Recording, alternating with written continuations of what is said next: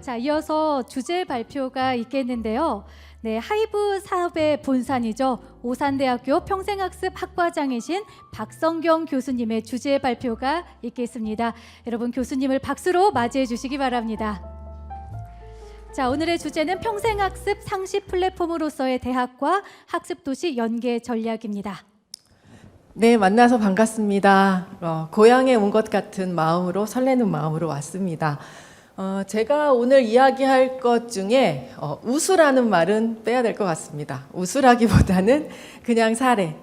그러면서 1년 만에 거버넌스가 구축이 된다면 얼마나 좋겠습니까? 근데 그러나 이제 시도를 했다는 부분들, 그리고 또 그 안에 어떻게 또 대학이 현재 변화되고 있는지, 어떻게 우리가 소통을 해야 되는지 그 부분들을 학습도시를 거쳐 시도진흥원을 거쳐 대학으로 갔기 때문에 그 두루두루 경험을 바탕으로 어떻게 연계를 해야 되나, 또 어떤 고민이 있나, 그런 부분들을 같이 나눠보도록 하겠습니다.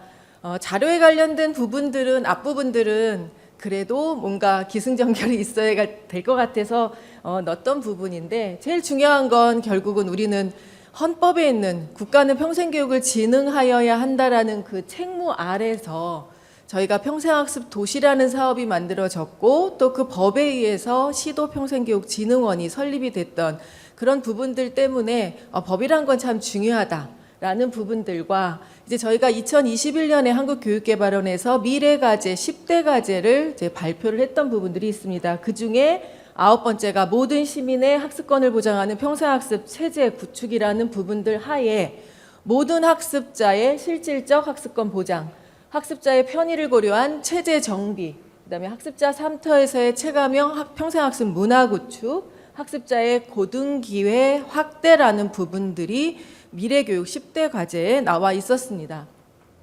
그 부분들과 더불어 윤석열 정부가 들어서면서 국정과제를 보게 되면 국가교육 책임제 강화로 교육 격차를 해소하는 부분들과, 또 이제는 지방대학 시대라는 부분들이 일맥상통하게 쭉 같이 오는 부분들이 이어집니다. 이제 제5차 국가평생교육진흥 발전계획이 이제 수립이 되게 되는데, 그때에도 내역이 보게 되면 앞부터 계속 동일하게 나오는 부분들은 대학의 역할이 확대되는 부분입니다. 두 번째는 지자체가, 대학과 기업이 함께 지역의 평생학습 진흥을 규제를 혁신하는 부분입니다. 세 번째는 3050 생애 도약이고요. 네 번째는 사각지대 모두가 누리는 평생학습 지원이었습니다. 이제 또 자격, 학력 이분들이 유연화가 이루어진다는 부분들, 맨 처음에 대학에 가서 RPL이 도대체 뭐야? 라고 했는데 아직까지 그것이 성행화되고 있지는 않지만 지금 방향은 선행학습 경험 인정제를 가야 되는 부분이고, 또 지금 저희도 그 부분들을 어떻게 더 활성화시킬까 많은 고민이 있는 학습 경로의 유연화, 또 인공지능, 맞춤형 평생학습 등을 이야기하고 있습니다. 또 이제 이렇게 특별회계 신설을 통해서 회계에 관련된, 예산에 관련된 부분들도 지원을 한다고 합니다. 이제 저희가 법적 체제를 가지고 있는 전담기구, 행정기구, 심의기구 중에서 지금 이제 전담기구 국가평생교육진흥원, 17개 시도평생교육진흥원, 시군구 평생학습관, 또 평생교육법이 개정되면서 이제 읍면동 평생학습센터까지 그 체제 구축에 허리 역할을 하는 부분들이 튼튼히 간다고는 하는데, 이제 지역 안의 커뮤니티를 이루는 부분들이 관에서만 할 수 있는 것인가 라는 부분들에 대한 부분들은 고민이 있죠. 사실은 오산도 매우 잘한다고 하는 도시죠, 평생학습이. 그런 부분대에서 갔더니 관이 또 너무 잘하다 보니까 민의 역할이, 또 학의 역할이 상대적으로 주는 부분들이 또 있는, 그래서 그러나 도시가 지속 가능하게 체계적으로 가기 위해서는 그 균형이라는 것이 정말 중요하구나, 이런 부분들을 많이 깨달았었습니다. 이 체제 안에 우리가 함께 협력해야 되는 부분들, 오늘 광주도 선포시를 했는데요.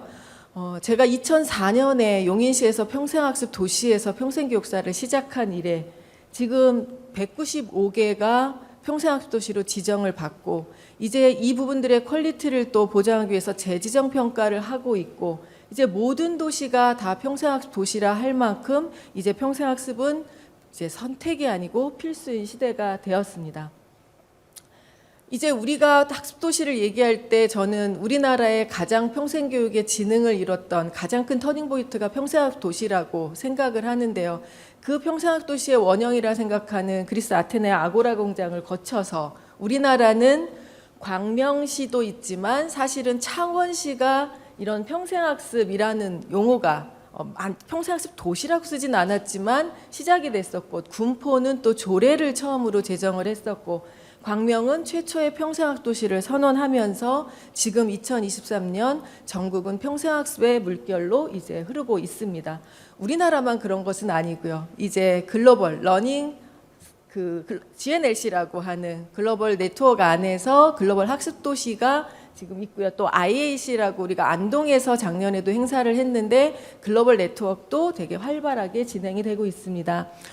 저희는 지역 안에서 관이 주도를 한다라는 부분들 때문에 비판들 받고 있지만 사실은 열악하고 척박한 환경 속에서 평생교육사들이 상당히 고군분투하고 있습니다. 그러면서 이런 많은 브랜드들을 창출을 하였습니다. 이것은 비단 경기도에 있는 부분들만 제가 가지고 왔지만 경기도를 넘어 전국이 그 평생학습의 브랜드들로 각자의 지역 특성을 내기에 부족함이 없도록 열심히 하고 있습니다. 결국은 이 사업들은 관에서 혼자 하는 사업이 아니라 지역 안에서 민과 학과 또 특히 시민과 주민과 함께 만들어가면서 지속가능한 체제들을 만들고 있습니다. 제가 얘기할 부분들은 이제 이 고등직업교육 하이브라는 사업입니다. 국가평생교육진흥원에서 하고 있는 라이프, 그 다음에 또 이제 연구재단에서 하는 이 하이브라는 사업이 있는데요. 조금의 성격은 다르지만 제일 중요한 것은 대학이 지역과 함께 상생을 해야 된다라는 부분들은 가장 큽니다. 특히 여기를 보게 되면 청년들, 일반 학생들에게는 지역에 정주를 해서 지역에 있는 산업체와 연결을 한 특화학과를 통해서 이들이 떠나지 않고 지역에 머무르게 해라. 그래서 지역 소멸과 인구 소멸이 되지 않는 지역 경쟁력을 갖게 해라라는 게 첫 번째고요. 두 번째는 성인학습자에게 업스킬링, 리스킬링.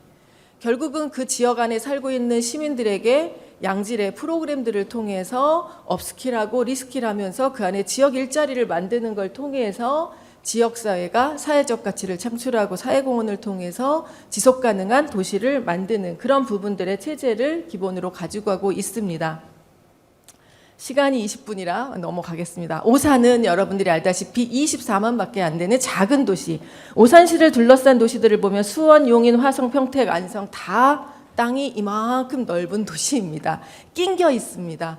저는 화성 동탄에 사는데 오산까지 출근하는데 10분에서 15분 걸립니다. 지역의 경계가 없는 부분들이 있습니다. 그런데 오산이라는 도시는 평생학습으로는 매우 유명하지만 지역 자원은 큰 회사라고 하면 아모레퍼시픽 하나 있습니다. 그리고는 거의 중소기업들이 있는 상황에서 그 안에서 지역에 있는 산업체와 어떻게 연결시켜서 지역에 대한 일자리를 창출할지에 대한 부분들은 아직도 막막한 부분들이 있지만 지속적으로 고민하고 노력하면서 계속 발굴은 하고 있습니다. 오산이라는 도시의 평생학습은 뭐 더 이상 얘기하지 않아도 잘 알 수 있을 거라고 생각이 듭니다.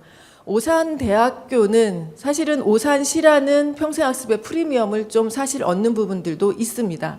그런데 제가 대학에 가서 보니 그래도 우리가 자치단체장의 의지가 되게 중요하다라고 얘기했던 것처럼 제가 많은 교수님들과 소통을 하면서 평생교육 교수님들이 그 예전에 평생학습 중심대학 같은 사업들도 하려고 매우 노력을 하였으나 학교 안에서의 그 공감대나 추진이나 이런 부분들이 어려웠었는데 저희는 거꾸로 학교가 총장님이 재단이 앞에 있는 분들이 평생교육을 해야 된다라고 강조를 하다 보니 저희 학과가 신설이 됐고 그래서 저는 어떻게 보면 제가 막 가서 이거 해야 된다라고 소통하는 게 아니라 너무 많이 힘들게 해서 조금 덜 해야 되는 그런 부분들이라는 것은 어떻게 보면 오산시와 오산대학교가 가지고 있는 감사한 부분일 수도 있지 않나라는 생각이 듭니다. 그래서 5개년에 관련된 평생교육의 계획도 다 수립을 했고요.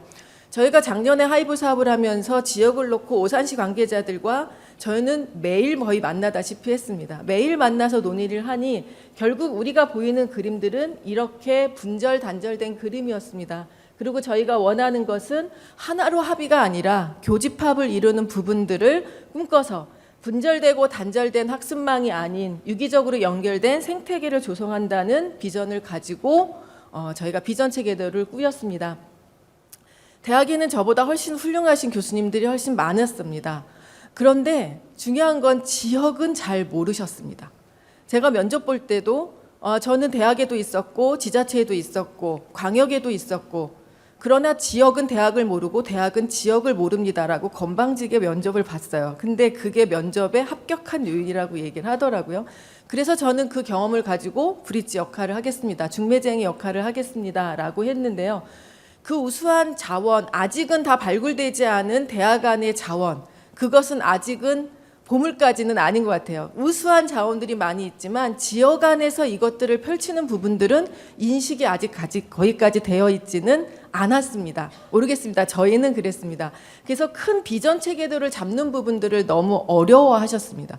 하나하나는 잘 아는데 학과를 잘 운영하는 부분들은 알겠는데 이것을 지역과 어떻게 연결시켜야 되는지에 대한 부분, 비전을 어떻게 가야 하는지에 대한 부분들은 생각보다 어려워하셔서 이 비전 체계도의 그 비전이나 목표나 전략 같은 부분들은 일단은 제가 일단 가안으로 이렇게 가면 어떨까요? 라는 부분들을 통해서 방향을 잡고 그 안에 같이 거버넌스 그림을 그렸던 기억이 납니다. 제일 중요한 건 경계를 넘나들며 지역에 스며드는, 제가 제일 중요한 평생교육에서 중요한 건 로컬 커뮤니티였거든요.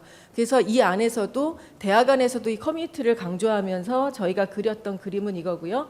특화학과는 3개였습니다. 평생학습학과, 오산이 이제 특성이 돼 있기 때문에 평생학습학과, 그다음에 아모레퍼시픽이 있는 뷰티 코스메틱, 그다음에 전국 지자체 최초로 공기관에서 만들었던 동물 테마파크가 있는 그 계기로 해서 반려동물, 이렇게 3개의 특화학과를 운영을 하였습니다. 뭐 사실은 평생교육 쪽에서는 산업체도 많지 않기 때문에 사실은 민과의 네트워크, 산업체와의 네트워크는 너무나 어렵습니다. 그래서 연구재단에 저희가 결과보고서를 내면서도 이 평생학습의 한계, 우리의 산업체는 어딘가, 이런 부분들의 한계는 있지만 그럼에도 불구하고 제자리에 머물지 않고 그냥 계속 나가봤습니다. 이렇게 하면서 저희가 1년을 보내보면서 1년의 성찰을 하면서 올해 안에는 한 달에 한 번 회의를 하는 부분도, 예전에는 사실 너무 작년에는 되자마자 너무 정신이 없고 또 지자체 선거가 있기 때문에 여러 가지 부분들이 다 바꿔야 되는 이런 상황이었기 때문에 작년에는 솔직히 너무 못했고요.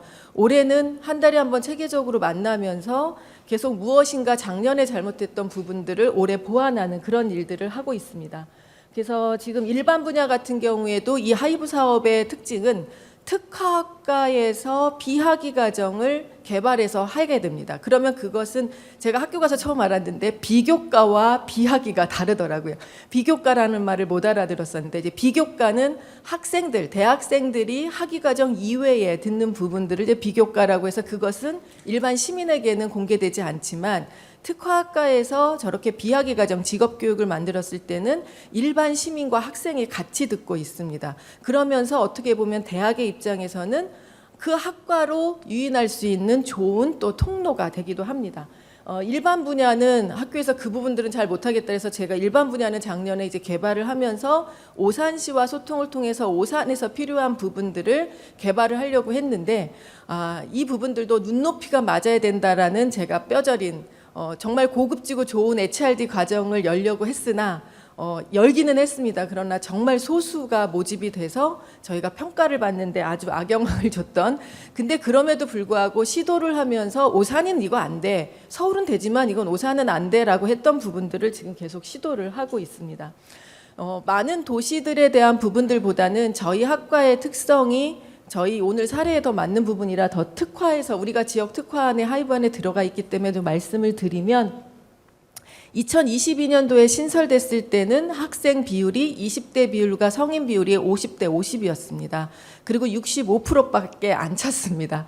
그런데 하이브 사업이 선정되고 저희가 열심히 노력한 결과 2023년도에는 100% 신입생 등록률을 모두 채웠고요. 그중에 성인 비율이 90%입니다. 20대부터 74살까지 있습니다. 그리고 학력은 검정고시 출신부터 박사 수료까지 있습니다.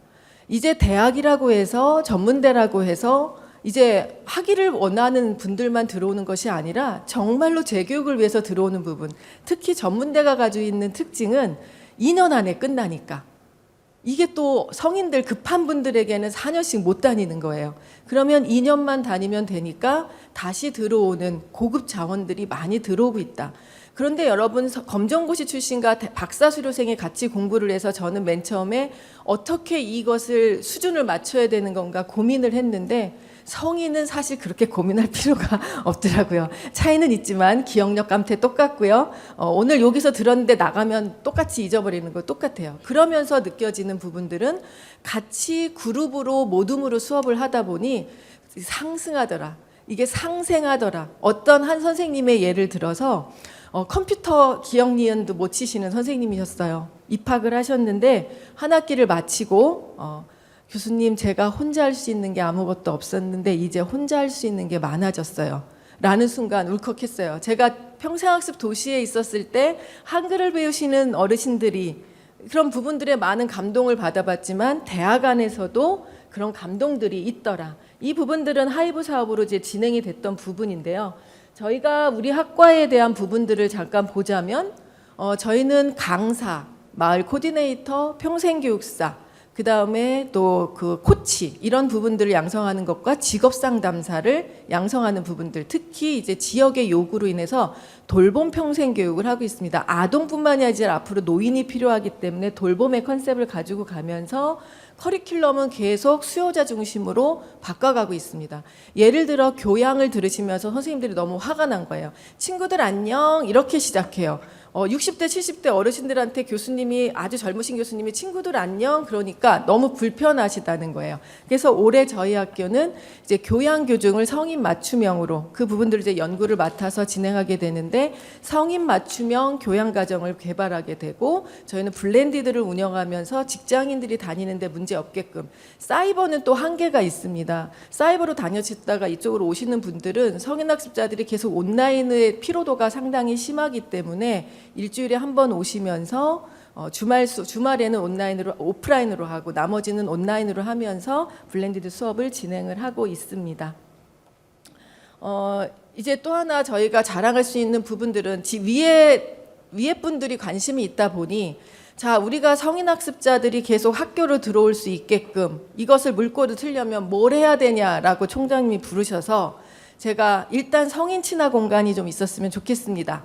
학생들이 있는 공간도 되게 중요하지만 주말에 왔을 때 개방이 안 되다 보니까 여러 가지 문제점이 있습니다 하면서 지금 학교가 점점 개방되고 있고요. 저희가 그래서 멀티룸도 쓰고 있고 다 개방이 되는데, 중요한 거는 이제 퓨처센터라고 하는 성인 친화 공간형을 만들어 놔서 저곳에서 이제 식사도 하기도 하지만 스터디도 하게 되고 북카페도 하게 되고 이번엔 세미나도 열면서 성인들이 편안하게 쓸 수 있는 공간, 그 다음에 공무원을 하고 공공기관에 있던 어떤 사업들을 관해서 하고 있는지를 잘 알기 때문에 저희가 이 공간을 지역에 개방을 해서 오산의 징검다리 교실로 지역 개방을 했고요. 경기도의 우리 동네 학습 공간이라는 부분들을 통해서 학교의 시설을 공유하고 기부하는 것으로 저희 학과의 3개 강의실과 저쪽의 공간을 모두 기부해서 모든 시민들이 언제 어디서나 쓸 수 있도록 개방을 하고 있습니다.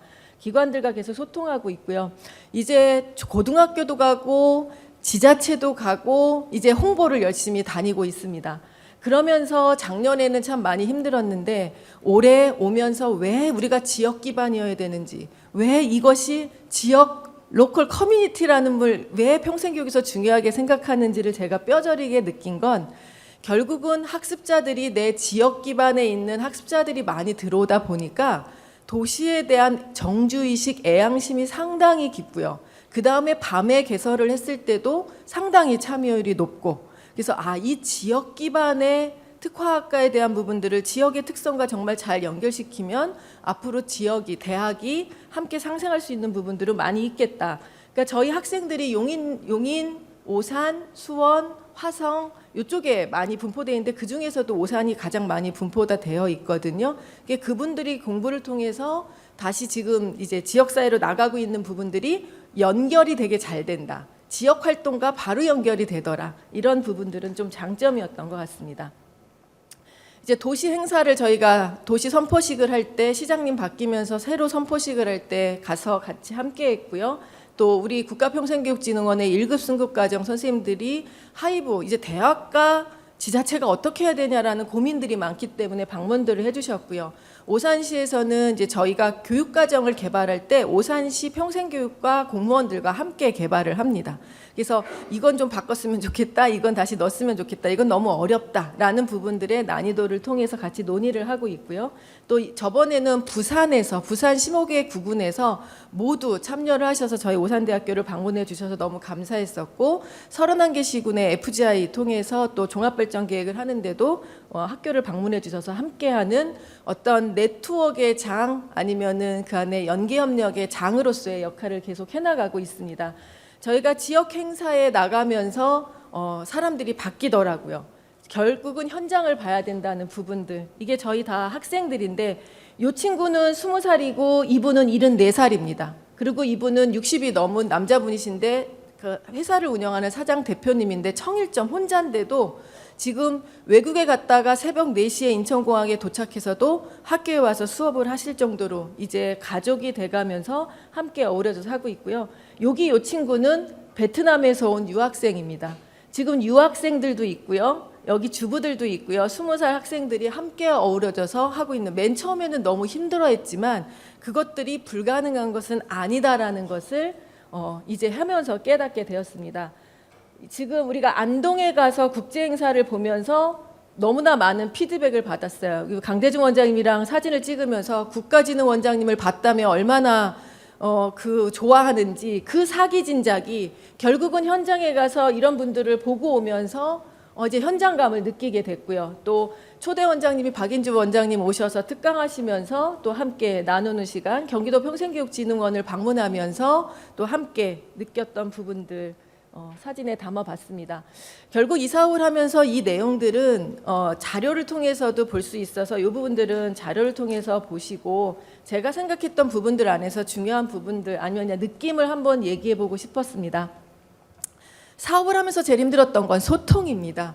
오산이랑 저는 10년 넘게 인연을 가지고 10년이 뭡니까? 15년 넘게 인연을 가지고 소통을 해왔지만 제가 대학 관계자로서의 또 시를 만날 때의 느낌은 정말 다르더라고요.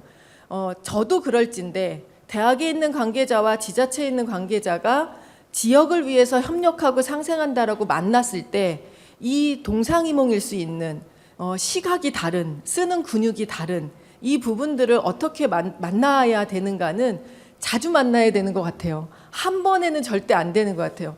계속 만나고 부딪혀야 되는 부분이라 이것은 편법도 없고 그냥 시간적으로 계속 부딪혀도 만나야 되는 부분. 근데 그게 혼자의 노력만은 안 되더라 라는 부분이었고요. 지역 간의 공감대 형성. 근데 저는 그래도 너무 감사한 건 오산대학교가 작년에 가자마자 제가 1년 반밖에 안 됐는데 정말 별의별 일을 다 했습니다. 그래서 성인학습자들에 대한 교수님들의 이해를 돕고자 우리 저명하신 분들을 좀 소개해서 강의를 부탁한다 라는 부분들 통해서 우리가 평생교육의 현장에 계신 또 저명하신 교수님들이 강의를 해주셔서 평생학습에 대한 이해를 전 교수님들께 강의를 하는 부분들도 있었고요. 지속적으로 학교가 어떻게 성인학습자를 맞아야 될 것인가, 어떻게 성인학습 체제로 바꿔야 될 것인가에 대한 인식을 했다는 부분들은 되게 중요한데 그 인식이 가장 먼저 중요한 부분이 아닐까라는 생각이고요. 서로의 니즈가 맞아야 되는데 그것은 서로 까고 얘기해야 돼요. 솔직히 말해서 까고 얘기합시다 해야 되는데 서로 지성인이다 보니까 그 부분들이 솔직하게 다 까놓고 얘기하지 않는 부분들도 저희가 소통하면서 문제가 좀 있었던 부분이다. 제일 중요한 건 정주성을 어떻게 강화할 것인가 라는 부분입니다. 내 도시에 대한 사랑이 없으면 그게 안 되는데 사실 대학 교수님들은 그 소재가 대학에 있을 그 지역에 있을 뿐이지 그 지역의 정주성을 가지고 있는 교수님들은 그닥 많지 않습니다. 그래서 그것이 소재하고 있기 때문에 그 지역에 대한 애정이 있어야 되는 부분, 지역에 관심을 가져야 되는 부분들의 고리가 이런 하이브 사업이나 라이프 사업을 통해서 계속 확장돼야 된다라는 부분들을 느꼈고 실무협의체 만들어야 되는 것, 뭐 다름을 인정해야 되는 부분, 제도 개선해야 되는 부분인데 제도 개선이 대학은 참 쉽지 않더라고요. 지자체도 조례 개선이 쉽지 않지만 대학도 규정 하나 바뀌는 게 너무 쉽지 않아서 그 부분도 긴 호흡이 되게 필요했다라는 부분들이 있었고요. 동아리에 관련된 부분들도 무슨 동호회로 알고 있어서 우리가 지금 모든 하이브 과정에 교육을 마치고 나면 동아리 만드는 것을 무조건 강요를 했습니다. 그래서 100만 원씩 지원을 해주면서 동아리 활동을 하고 그 동아리 비용을 가지고 지역사회 공헌을 나가는 그런 부분들을 계속 연결시키면서 물꼬를 틀려고 하고 있습니다. 계속 물꼬를 튼다고 얘기하는 것은 지금은 잘하지 못한다는 얘기입니다. 그래서 그렇게 계속 노력을 해 나가겠다라는 부분들을 말씀을 드리면서 결국은 지역과 대학, 그러니까 지자체, 대학, 또 기업, 이거의 경계를 넘나드는 부분들을 어떻게 할 것인가. 제가 하나에 이렇게 커서는 도대체 안 되겠다. 이 작은 도시 안에서도 너무 힘들다 해가지고 제가 이번에 하나 만들었던 게 평생교육 미디어 네트워커라는 과정을 비학기 과정을 하나 만들었습니다. 그래서 이 교육과정을 45시간을 끝나고 나면 이 평생교육사들이 지역의 시장으로 상권으로 소상공인을 찾아갈 겁니다. 그리고 이분들의 홍보 영상물을 만들어 주는 부분들로 일단 저희 학과는 물꼬를 트고자 합니다. 어떤 걸 크게 기대해가지고 할 수 있는 게 없더라고요. 그래서 내가 할 수 있는 부분 안에서 우리가 미디어 네트워커가 되자라는 부분들로 저희는 치정하고 있습니다. 결국은 지역에 스며든다는 거죠. 그러면서 미래를 함께 하고자 합니다. 제가 제일 좋아하는 사진인데요. 68세 선생님, 59세 선생님들이 뭐가 좋은지 학습하면서 저렇게 웃는데 저 모습이 너무 행복했고 우울증으로 불면증으로 약을 먹으면서도 학교를 다니고 있는데 일과 가정, 학업을 병행하는 사람들의 고충이 얼마나 힘든지 아는데 그 따뜻한 손 한번 잡아주는 동기가 교수가 이 사람에게는 희망이 돼서 불면증을 고치고 우울증을 고쳤는데요. 얼마 전에 저희가 행사에서 그림을 그리라 그랬더니 나에게 온 선물 오산대학교 평생학습학과를 여기에 있는 이 선생님께서 적어주셨어요. 결국은 우리가 한 발짝 움직인다는 것은 또 대학이 이렇게 지역으로 다가간다는 것은 저렇게 희망을 느끼지 못하고 절망을 느끼는 어느 누군가에게는 저렇게 선물로 다가올 수 있는 기회가 되겠구나라는 부분들을 느끼면서 부족하지만 열심히 앞으로도 정진하겠습니다. 전국의 모든 대한민국 평생교육사 여러분들 응원하면서 모두 마치겠습니다. 감사합니다.